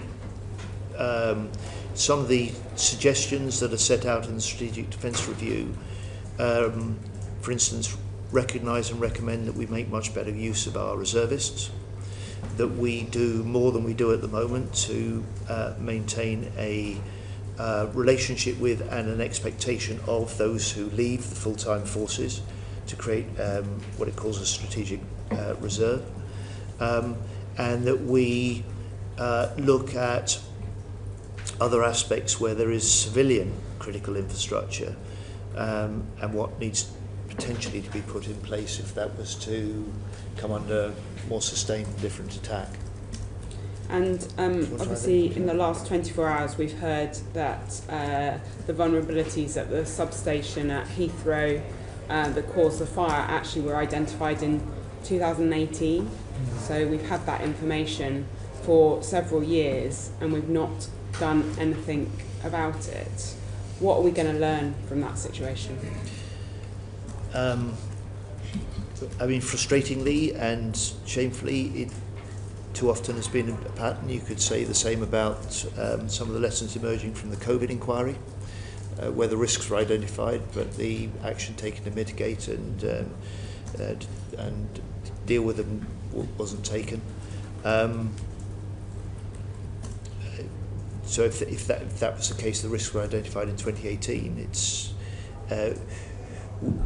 I think one of the things the Strategic Defence in one area, for instance, recognises is that the undersea networks and cables, there's a patchwork of different authorities with responsibility, and it recommends a greater lead role for the forces and for the Navy in particular to be able to do that. And it recommends also, which government is beginning now to work on as a result of the SDR and the National Security Strategy, for a Defence Readiness Act.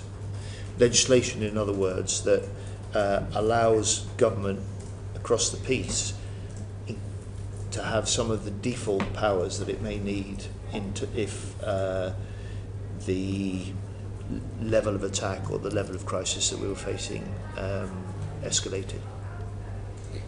So I think you, forgive me, Ms. Baker, in a way you're probing an area which is early work in progress, I think is fair to say, for government generally, sure, as well as it's a month just after useful the for SDR. us to get our thoughts on your thinking, yep. You know, because it obviously is an incredibly important piece, and we're very keen to sort of understand the direction of travel, basically. And if we circle around to where we started, one of the things that I think is so important about the new NATO pledge of 5% is that it provides that sort of NATO level focus for some of the things that clearly you're concerned about and that we as a nation haven't been sufficiently concerned about in recent years. Yeah. So one of the other things I just want to ask you about, obviously the SDR talks about the nature of the threats we face at home and about this whole of society approach that we need to take. I mean, clearly there's a really important conversation that we've got to have with the British public, and it's good to see a commitment to have that conversation, but we've also got to not alarm the British public. How are you going to plan to have that conversation? I mean, you've captured the challenge. You want your British public to be aware of what we're facing, to be sufficiently vigilant for themselves, and people are becoming more aware, for instance, of cyber attacks, of some of the threats they personally face, as well as the services they depend on being taken out of action. But in terms of, as Defence Secretary, I have a really central concern that the British public understands, recognises and supports better what our armed forces do. And the SDR points to this but touches quite lightly on it. And Mr. Chairman, to double back to really where we started, the continuous attitudes survey published in May had for me what was one of the most searing statistics and troubling, which is that compared to 12 or 13 years ago, the majority of those who serve, the majority of them were confident and believed the British public supported them and valued what they did. That has now plummeted in recent years, so that now just 1 in 4 of those people in uniform believe the British public supports them and values what they do.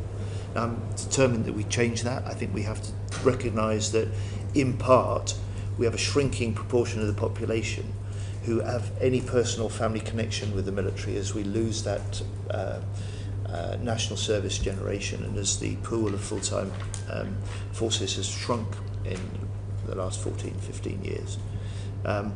So some of the moves that have had little attention but for me are a high priority include, for instance, the recognition of the role of cadets and the recommendation which we've accepted that we look by 2030 to increase by nearly a third, by 30%, the cadets in this country.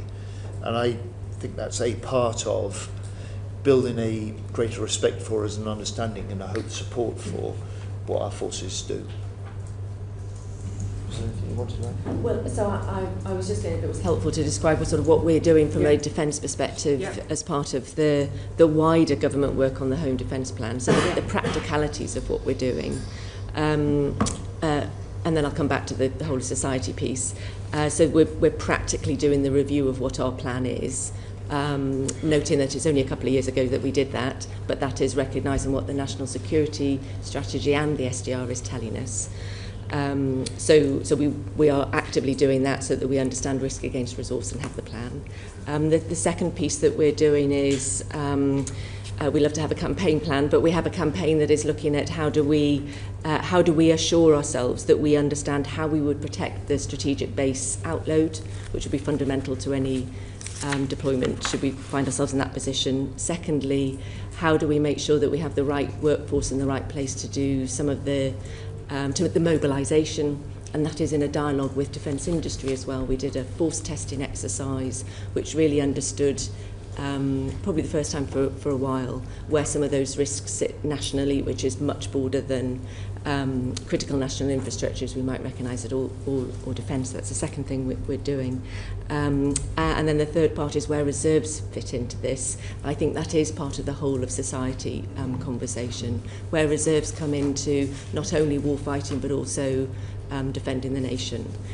So looking at those three strands as part of our campaign plan. The intent being that when we get to a NATO steadfast defender exercise in 27, which is a NATO-wide exercise which will test some of our ability to do that outload into Europe, where we test ourselves. Thank you, Chair. Thank you very much. Secretary of State, I know we're at the 4 o'clock mark, but given that there were votes, and I've got 3 quick areas still to cover, just how much flexibility do you have, please? I have the time that you require. That is most kind of you. I know that the members will be very, very relieved about that. And more to the point, as chair, more to the point as chair, I'm very relieved because I wanted to make sure that all the members and all the areas are duly covered. So let's move on to defence transformation with Ian Room, please. Yeah. Maybe we should have talked about this first, because I'm very passionate about this. Because we can talk about all the capabilities and readiness and everything else, but one thing at the heart of this is our people. You know, the people that serve, the people who are in the defence industry, and it's very important. And last time you appeared before this committee in November last year, you and General McGowan told me that our armed forces would lose good people if the MOD didn't make progress on the target of offering every new recruit a response within 30 days. Could you tell me what progress you have made on that to date? I think General Naismith can. So I can. So there were 2 genuinely new and exciting things that we talked about on the back of a recruit and retention sprint that we did at the start of the Secretary of State's tenure.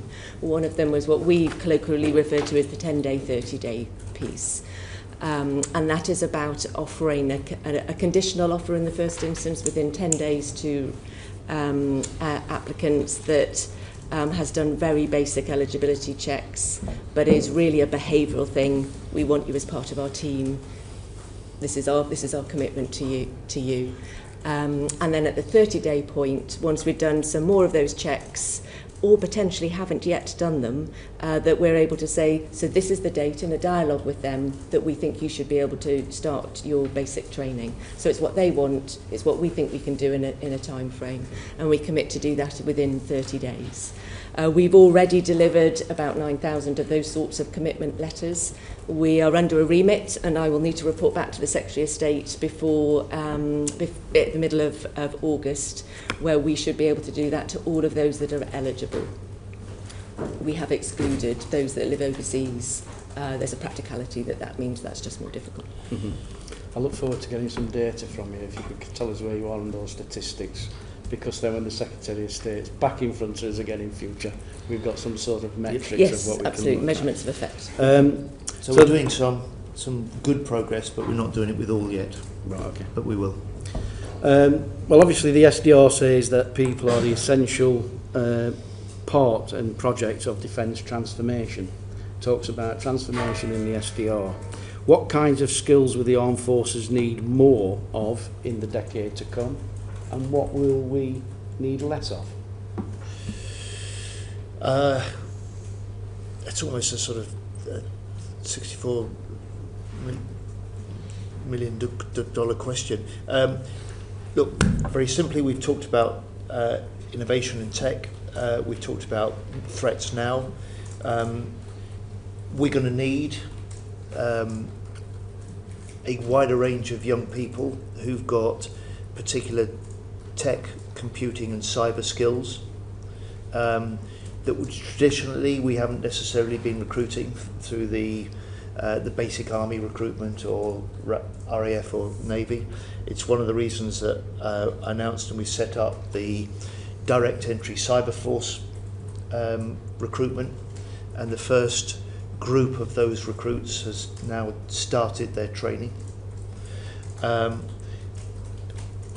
They don't go through all the basics that the other services do, but it's an illustration of how we've had to recognise that we need different skills, different talents. We have to draw from a different pool, and we have to do that in different ways. This committee's always had an interest in the Haythornthwaite report. It formed part of the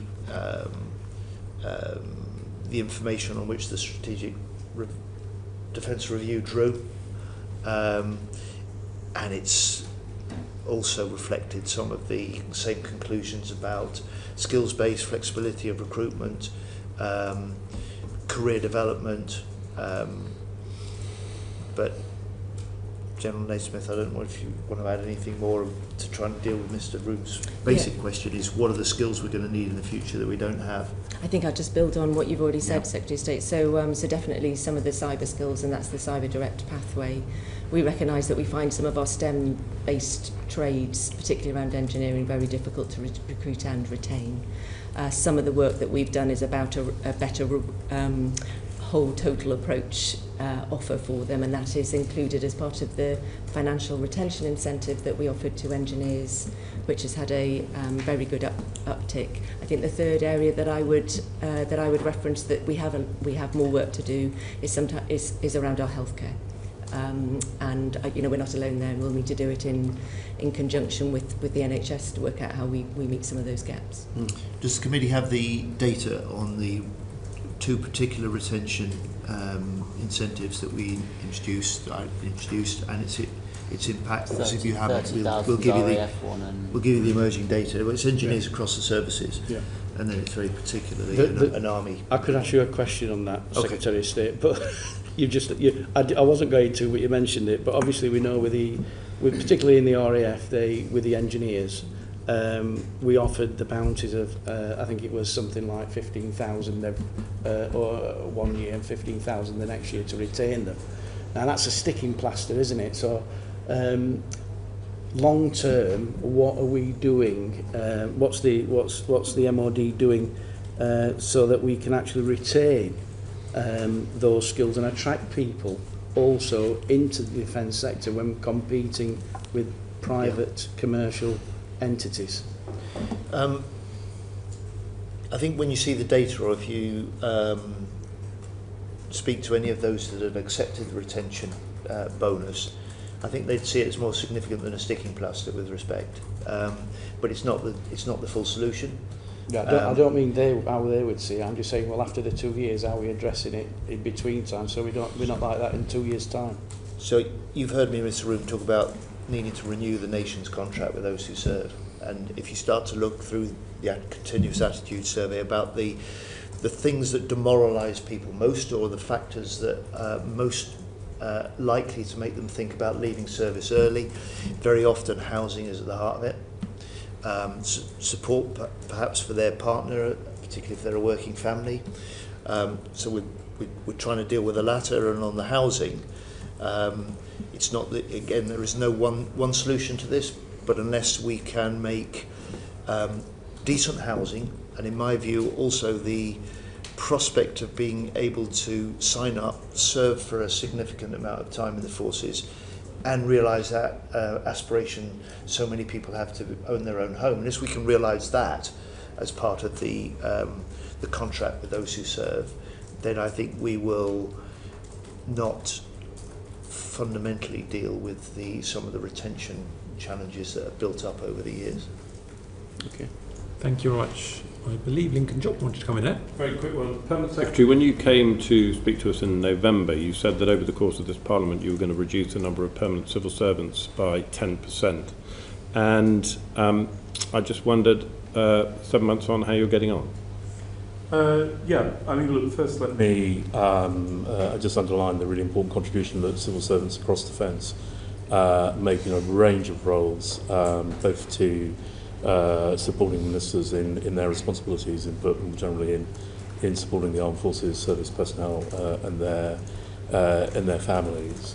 The SDR sets out an ambition to reduce workforce costs for the civil service by around 10% over the rest of this Parliament. That's consistent with the cross-government target around reduction in administration costs for each department, with actually a stretch to go further. The important thing in those targets is it's looking at pay bill at workforce costs rather than headcount, which gives us some more flexibility around those areas where actually we want to grow. For instance, growing cyber or digital skills, thinking about some areas where we may want to civilianise or may want to bring into core permanent civil servants contingent labour or external assistance. The numbers as they currently stand are around 55,000 civil servants.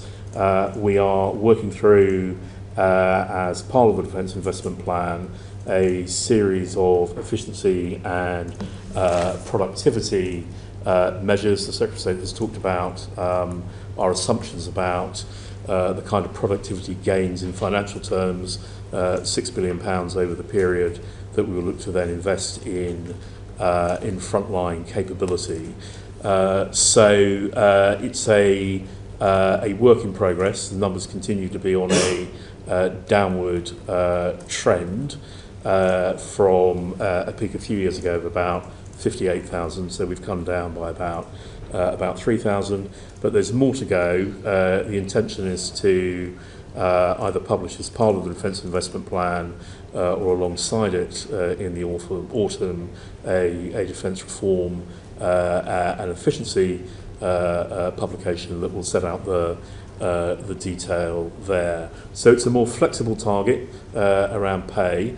My expectation remains that the civil service in future within defence will be smaller, but it will be more capable, better trained, more agile, more deployable, and I think civil service careers within defence, against the kind of ambition set out in the SDR, against the investment that we have, and actually as we make a success of defence reform, it remains a great place for civil servants to work. Thank you, sir. Chair. Well, thank you. Calvin Bailey, please, on the infamous E7 Wedgetail programme. Thanks very much, Chair. Defence Secretary, E7, so we were going to buy 5, then 3. They're horrendously late, overpriced. We've got one in with a special clearance, which means there's something that we don't know about. That means it can't have a normal clearance. The Americans have pulled their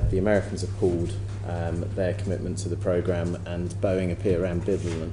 Could you give us an update on where we are with the programme and the risks to it? Yeah, Mr. Bailey, if you'll accept this, look, and Mr. Chairman, if you'll accept this, if you've got a series of questions about Wedgetail in particular, if you, rather than trying to deal with them here at the end of this oral session, yes, if you can supply them through the clerk, then I will answer them. Okay. I think this will be something, if we could come into the department and have a discussion about this. Was one of the things that was presented to us behind closed doors, and I don't think we've had a follow-up with it yet. But there's a pretty major risk to the programme on the basis that the US have pulled out, but I accept this might be something if that's your preference, then I'm happy to deal with it in that way. Sure. Thank you. All right. Thank you very much. And let's go on to more transparency at the MOD with Derek Twigg. Can we come on to the defence equipment programme? And it's 300 billion of defence equipment, which we've not been effectively been able to scrutinise. It's a change in 2023 when the plan wasn't published.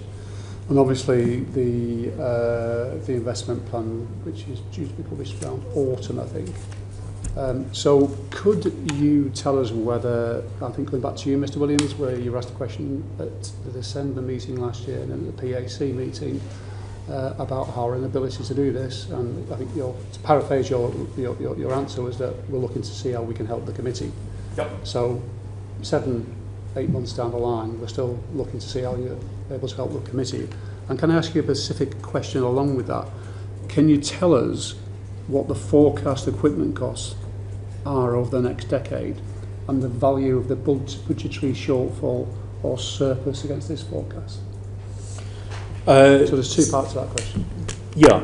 Well, look, let me answer the second one first, which is today. No, I can't, because we are about to take the conclusions from the SDR into the Defence Investment Plan work that we've set out will take place over the next few months. Against sorry, what you're saying, no, you can't. So which question? Sorry. Sorry, to your second question. Sure. So, your second question, the cost of the programme against the budgetary shortfall, is that both sides of that equation have changed and are changing.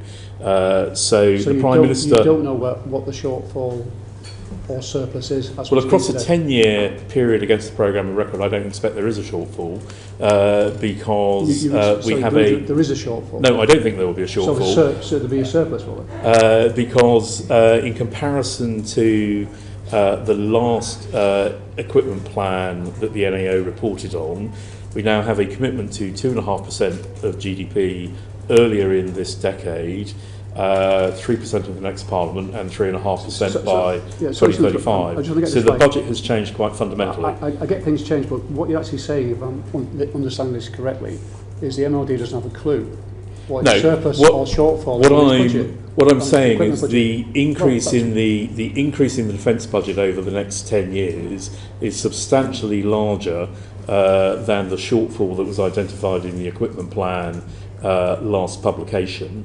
But there's not, I think with respect, an awful lot of value of comparing that new budget against the programme from 2 years ago, which reflects the plans of the previous government, doesn't reflect the direction of travel in the Strategic Defence Review or the choices that we are about to make in detail to decide how that budget will be allocated. Now, the Secretary of State has set out some of the firm spending commitments that we've made on publication of the SDR, and those will clearly be inked in, but there are a range of other capability choices that we need to make. So to segue to your first question, it's not that we have been sitting on some secret equipment plan that we haven't been willing to share. The last equipment plan... You have, because you haven't been willing to share. No, we haven't. You have, because you've been saying you can't share it with us, because actually it would affect national defence. No, if the Secretary of State will want to come in... So you actually have been. In 2023, that was the last fully ministerially endorsed equipment plan that the department had. As we were then working through the following year, it did not get finalised because we were expecting that the government of the day was going to commit to an increase in budget to 2.5% by 2030. We weren't able to work that through. It wasn't in the end a funded commitment, and the election was called.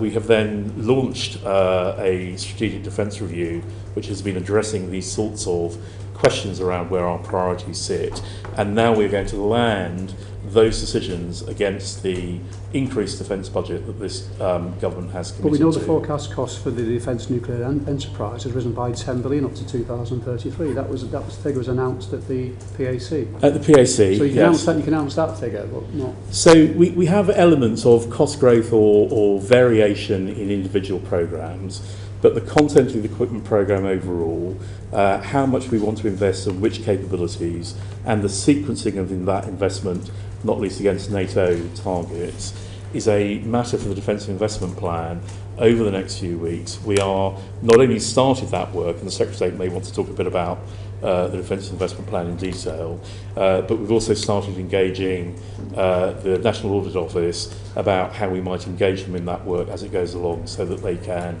produce their assessment of our plan once it's published in the autumn. So sorry, to finish there. So basically, you can't give us the figures, you have just said there is a shortfall because of the extra money. You can't actually calculate that at the moment. That's what you said. Well, no, what I'm saying is that the shortfall that we identified... Will be less because you've got to fund the shortfall as well, but we don't know what the shortfall is. Well, so this is why I think it's with respect to not a particularly productive argument, because the shortfall that we had mine's not a productive argument. Sorry. Well, but both sides of this equation, the content of the programme and what we're spending, are changing. So the shortfall that we previously identified was a programme that then existed against a budget that we had. The budget has changed, and what the SDR says is that we need to change the capabilities that we're investing in. So both sides of that equation will go. All I'm simply saying is that the increase in the defence budget is higher than the shortfall that we had last time round. But we don't necessarily want to spend our money in the same way as the equipment plan set out in 2023. We very specifically want to spend it in different ways. So, I mean, I'm afraid it is kind of watch this space. So, sorry, just to finish. So, you say watch this space. So, at what point will we possibly be able to get this information? The autumn. Just the autumn. The autumn. Yeah. And what information will we be given as a committee? I mean, the reason you haven't had what you're used to as a sort of comprehensive equipment plan, that the NAO can do its proper assessment of that plan and its affordability, is quite simply that the last equipment plan, and you're right, Mr. Twigg, the NAO judged that to be unaffordable, as it has with 5 out of the last 7 equipment plans. But that equipment plan was a reflection of the programme of planned purchases that was derived from the last government's integrated review in 2023 and the Defence Command paper that followed. We're a different government, with a different ambition for defence, with a different set of commitments for defence in our manifesto. We had that election 6 months after that last equipment plan was published and the NAO published alongside it. We've kicked off the strategic defence review that resets our vision for defence within 3 weeks of that election and have reported a month ago. That then becomes the way that we settle our own composition of that comprehensive set of decisions about how we invest for the future.